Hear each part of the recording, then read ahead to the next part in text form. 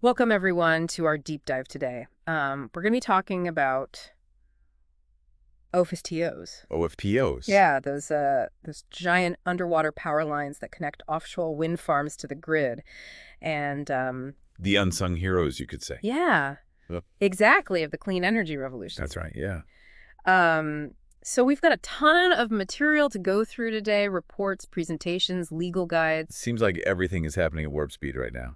Yeah, it's pretty amazing how fast this sector is moving. So I'm excited to kind of dig in and see what we can uncover. Yeah, me too. So maybe to start us off, can we just take a step back and talk about the technology behind all of this? Because, I mean, we keep hearing about HVDC. Yeah, HVDC. High voltage direct current, and it seems like it's kind of the key to making all of this work. Yeah, you get a high voltage direct current, and it's really the preferred method for transmitting large amounts of power over long distances. Especially, like across the ocean. Especially across the ocean, like, we're talking about with these offshore wind farms. So, So is it kind of like because I always think of electricity as AC, right? Yeah. Alternating current. So how is DC different, and why is it better for this kind of application? well, things are this way. AC is like sending a package through a series of relay stations. Yeah. It gets passed back and forth, losing a little bit each time. Okay. But DC is like sending that package on a bullet train straight to its destination with minimal loss. Oh, I see. So you're not losing as much energy along the way, Exactly. which is important when you're talking about, gigawatts of power. Exactly. Yeah. Wow. Okay. That makes a lot of sense. And I was actually looking at Hitachi Energy's presentation on HVDC technology, Yeah, and they had some images of these converter stations, and these things are massive. they're massive. They look more like spaceships than buildings. Yeah. Yeah, they're incredibly impressive feats of engineering. And those converter stations are really the heart of the HVDC system. So they take the AC electricity generated by the wind turbines and convert it to DC for efficient transmission, and then convert it back to AC at the other end to feed into the grid. Okay, so it's like a two-way conversion process. Exactly. AC to DC and then back to AC. Yeah. Wow. It's mind-boggling to think about the complexity of this technology and the scale of these projects. Yeah, the scale is just incredible. I mean, you're talking about transmitting gigawatts of power. Yeah. And it's not just the scale, it's the speed at which this technology is advancing. I mean, the HVDC market is growing 3 times faster than the global economy. Wow, really? Yeah, so that tells you something about the demand for efficient long-distance power transmission solutions. Yeah, that's a huge statistic. So it seems like, we've got this incredible technology, but what about the system that manages it all, right? How does this whole OFTO regime actually work in the UK? Well, it's a model that really emphasizes specialization. So the companies that develop and build the wind farms aren't necessarily the ones who own and operate the transmission infrastructure. Right. So that's where the OFTOs come in. So it's like separating the wind farm construction from the power line management. Exactly. Okay. It's like having expert bakers making delicious cakes and then expert delivery drivers getting those cakes safely to your doorstep. Okay. So the OFTOs are the specialists in owning, operating, and maintaining those crucial transmission assets. I like the cake analogy. Yeah. But how are these OFTOs chosen? I mean, is it like a giant bidding war? It's a competitive tender process, Yeah. very meticulously managed by Ofgem, Okay. the UK's energy regulator. Right. So think of it like a really rigorous job interview, Yeah. where potential OFTOs have to prove their financial strength, their technical expertise, their experience. So it's not just about having deep pockets. You need to have a proven track record and really understand this complex industry. Absolutely. Yeah. The stakes are very high. The contracts for these OFTO assets typically last for 25 years and involve billions of pounds in investment. Speaking of billions of pounds, I was looking at a report from Smith Square Partners, and they were predicting that the OFTO project pipeline between 2026 and 2030 will be worth around £2.5 billion. Yeah, it's a huge opportunity. That's a lot of money. Yeah, and that figure only reflects the projects identified in Tender Round 12, which includes massive projects like Dogger Bank C and East Anglia 3. Right. So there are many more potential projects on the horizon as well. Wow. Okay. So with all of this money flowing into the sector, I'm curious what makes OFTOs so appealing to investors, because I mean, you're essentially putting your money into underwater power lines. Yeah, that's right. What's the draw? Well, one major factor is the stability of the returns. Okay. So OFTO revenues are linked to inflation, ensuring a steady income stream, even during times of economic uncertainty. So it's like having a built-in safety net for your investment Makes sense. Yeah, and I read that these assets have incredibly high availability, averaging around 99%. Yeah, that's right. So that means they're consistently generating revenue. Exactly. Those high availability rates translate into consistent outperformance payments for the OFTO owners. Okay. So it's a low-risk, long-term investment with predictable returns, which is very appealing in today's volatile financial market. Right, so it's like a safe haven in a way. You could say that, yeah. For investors, so we've got this perfect storm brewing, right? Increasing demand for offshore wind energy, a proven and attractive investment model, and a pipeline of projects worth billions of pounds, it sounds like. The OFTO sector is about to explode. It's certainly on a trajectory for significant growth, Yeah. but like any industry, it's not without its challenges. Right. There are important questions to address about cybersecurity, decommissioning liabilities, and the long-term sustainability of these assets. Okay, so that's where it gets really interesting. Let's dive into those challenges and explore how the industry is adapting to this rapidly evolving landscape. Let's start with cybersecurity. I mean, it's kind of a scary thought, right? You've got these incredibly complex systems managing the flow of electricity. Yeah, and it kind of feels like it's only getting more complex as everything becomes more digital, more interconnected. Exactly. And it's not just about stealing data anymore. It's about the potential for disruption, causing blackouts, damaging critical infrastructure. Yeah, the stakes are really high. So what are OFTO operators doing to protect themselves? I mean, are there any regulations in place? Yeah, thankfully, Optum is taking cybersecurity very seriously. They're working with operators and industry experts to develop stricter security standards and protocols, kind of creating a digital fortress around these assets. So it's like a multi-layered approach, I guess. Exactly. Yeah, from robust firewalls and intrusion detection systems to really rigorous employee training and background checks. Okay, well, that's reassuring to hear. But what about decommissioning? I mean, these underwater cabling platforms, they don't last forever, right? What happens when they reach the end of their useful life? That's another really complex challenge, and it's something Optum is actively working on right now.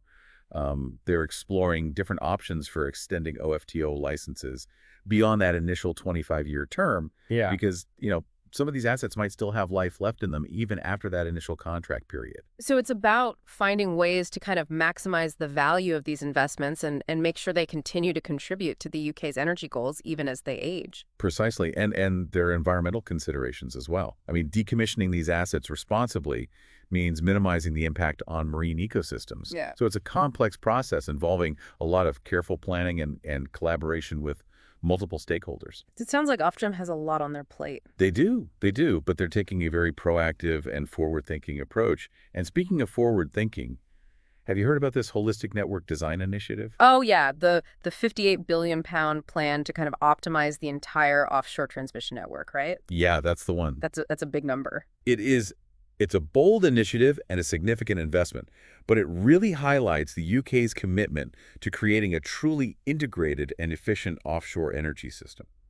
So it's not just about connecting individual wind farms anymore. It's about thinking about the system as a whole. Exactly. The holistic network design aims to coordinate the development of offshore transmission infrastructure in a way that minimizes costs, maximizes efficiency, and ensures the long-term resilience of the entire network. So can you give me an example of how this might work in practice? Sure. So imagine you have multiple wind farms planned in a particular area of the North Sea, right? Instead of building separate transmission links for each wind farm, the holistic network design might propose a shared transmission system that connects multiple wind farms to the grid more efficiently. Oh, so it's like building a superhighway for electricity rather than having lots of separate little roads. That's a great analogy, and that shared infrastructure can also be designed to accommodate future wind farm development, so it creates a more flexible and adaptable system. It sounds like a really smart approach, especially as the UK continues to ramp up its offshore wind capacity. But I imagine it also comes with its own set of challenges, right? I mean, coordinating all these different projects and stakeholders must be incredibly complex. It certainly is. It requires a very high level of collaboration between government agencies, regulators, developers, OFTO operators. It's a complex puzzle with many moving parts, but the potential benefits are huge. So it's about creating a win-win situation for everyone involved, reducing costs, improving efficiency, and ensuring the long-term sustainability of the offshore wind industry. Precisely, and it's not just about the UK either. This holistic network design has the potential to influence how other countries approach offshore wind development, creating a blueprint for a more integrated and efficient global energy system. Okay, so we've talked about the technology, the regulations, the challenges, the opportunities, but Before we wrap up, I'm curious about something. We keep talking about these massive investment figures, but what about the people on the ground? I mean, who actually builds and maintains these OFTO assets? That's a great point. Behind all the technical jargon and financial figures, there's a whole workforce of skilled engineers, technicians, project managers who make all of this happen. Yeah, it must be an incredibly challenging job working on these complex projects in often harsh offshore environments. It certainly is, and it's not just about the technical skills. It's about teamwork, problem-solving, adaptability. So it's a combination of brains and brawn.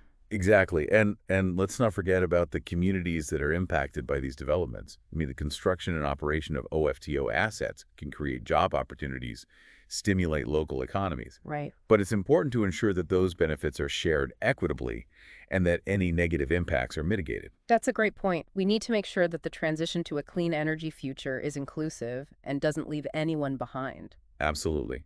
It's about finding a balance between harnessing the power of offshore wind and protecting the interests of the people and communities who are affected by these developments. Okay, so we've covered a lot of ground in this deep dive exploring the many facets of the OFTO sector. But I think it's clear that this is more than just an industry, it's a movement.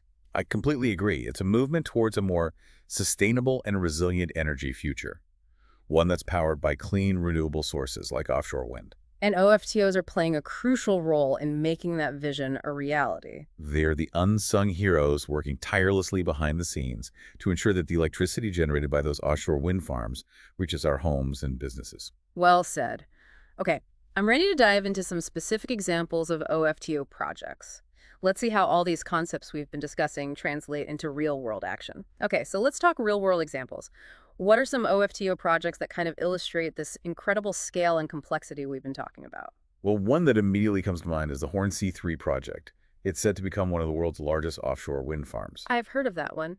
Yeah. Isn't that the one that's supposed to power something like 3 million homes? Yes, over 3 million homes, 2.85 gigawatts of power, to be precise. Wow. And it's a fantastic example of how these projects are really pushing the boundaries of what's possible. I mean, just think of the logistics involved in constructing and operating a wind farm that far offshore, over 120 kilometers off the UK's east coast. It's mind-boggling. And who's handling the HVDC technology for this massive project?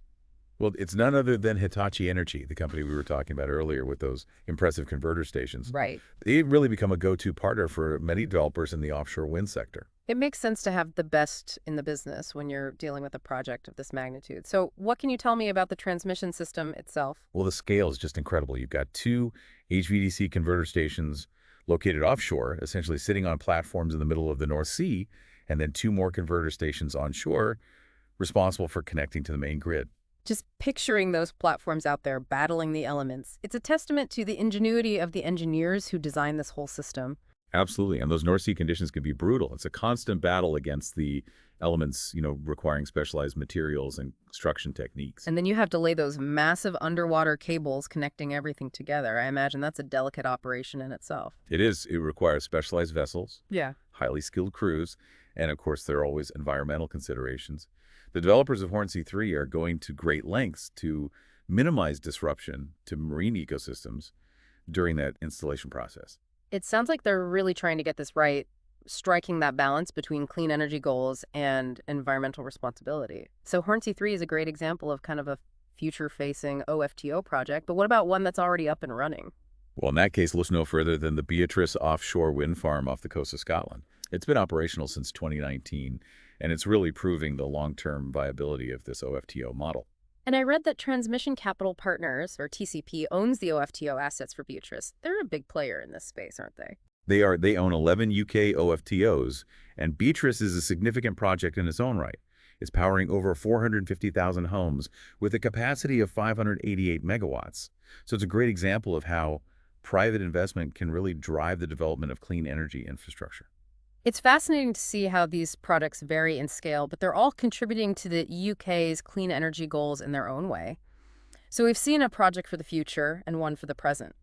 Now, I'm curious about the past. What was one of the earliest OFTO projects, the one that kind of paved the way for everything that followed? Ah, you're thinking of the Barrow offshore wind farm off the coast of Cumbria. Barrow. Yeah, it's a relatively small project, but it holds a special place in OFTO history as the very first one to be completed back in 2011. So Barrow was kind of a pioneer. Exactly. It was a proof of concept demonstrating the feasibility of the OFTO model and really paving the way for the massive projects we see today. And I understand Barrow was also the first to undergo an asset health review by Ofgem. What did they find? Well, this was a key step in Ofgem's plan to potentially extend OFTO licenses, right? They were essentially checking the condition of the assets, evaluating their remaining lifespan. It's like a checkup for the infrastructure. Exactly. It makes sense to kind of want to squeeze as much value as possible out of these assets, especially as the demand for offshore wind continues to grow. You got it. It's about maximizing the return on investment Mm-hmm. while ensuring those assets continue to contribute to the UK's energy goals. Okay, so we've explored the technology, the regulatory landscape, the financial incentives, and even peeked into the past, present, and future of OFTO projects. But before we wrap things up, there's one area I'd like to touch on, potential downsides or challenges. It's easy to get swept up in the excitement of clean energy, but I'm sure there are considerations beyond just cost and efficiency. You're absolutely right. No major infrastructure project is without its trade-offs. And one area that often comes up is the visual impact, particularly for those massive converter stations onshore. Yeah, it's one thing to have wind turbines way offshore, but these onshore structures can be quite imposing on the landscape. I imagine that creates some tension with local communities. It definitely can. But developers are increasingly engaging with communities early on, trying to minimize that visual impact through careful site selection landscaping and architectural designs that blend in with the surroundings. So it's about being mindful of the aesthetics, not just the functionality. Precisely, some developers are even incorporating public art installations or educational trails into their designs, turning what might be seen as an industrial site into a community asset. That's a fantastic approach. Turn a potential negative into a positive. What about the impact on marine life? I mean, those underwater cables must cross paths with all sorts of creatures. That's a valid concern, and it's one that developers are taking very seriously. They're using advanced sonar techniques to map the seabed and identify sensitive habitats before laying any cables. So it's about understanding the underwater landscape and finding ways to coexist with the creatures that call it home. Exactly. They're also working with marine biologists to determine the best cable burial depths and installation techniques to minimize disturbance, and they monitor noise levels during construction to protect sensitive species like whales and dolphins. It's great to hear that these environmental concerns are being addressed. Now, what about the human side of things? Do these projects create jobs and boost local economies, or do they disrupt existing industries and displace people? The answer is a bit complex. These projects can indeed create jobs both during the construction phase and for the long-term operation and maintenance of the assets. And they can boost local economies by creating demand for goods and services. So I imagine local businesses would benefit from contracts related to these projects, things like catering, accommodation, or transportation services. Exactly. And once a project is operational, there's a need for ongoing maintenance repairs and various support services leading to further employment opportunities. But what about potential downsides? Could these projects negatively impact industries like fishing, which rely on the same marine environment? There's always a risk of conflict, especially during the construction phase, when activities might temporarily disrupt fishing grounds, and the placement of cables could also affect fishing practices in certain areas. So it's not always a smooth sailing win-win situation. That's true, and it highlights the importance of open communication and collaboration between developers, local communities, and other stakeholders. Finding solutions that minimize negative impacts and ensure everyone benefits requires compromise. It seems like finding that balance between the drive for clean energy and the needs of those who depend on the marine environment is crucial. Absolutely. It's about making sure local communities have a voice in the process, ensuring their concerns are addressed, and that the benefits are shared fairly. Okay, so we've talked about some of the potential challenges, but let's end on a high note: innovation. What are some of the cutting-edge technologies and trends shaping the future of OFTOs? That's a great question.